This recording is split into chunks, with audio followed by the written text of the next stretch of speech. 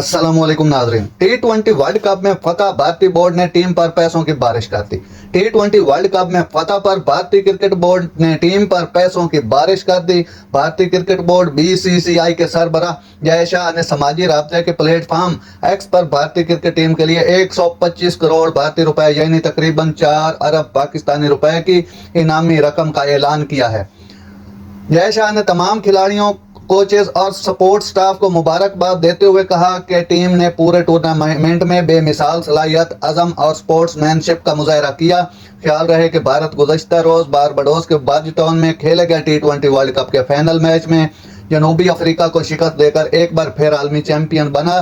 भारतीय बॉलर ने जनूबी अफ्रीका से जीता हुआ मैच छीन लिया और जनूबी अफ्रीका की टीम भारत के 177 रन के हदफ के ताक़ुब में 8 विकेटों के नुकसान पर 169 रन बना सकी और उसे 7 रन से शिकस्त का सामना करना पड़ा। नाज़रीन, ऐसी बार वक्त खबरें सुनने के लिए मेरे चैनल को सब्सक्राइब कर लें। अल्लाह हाफिज़।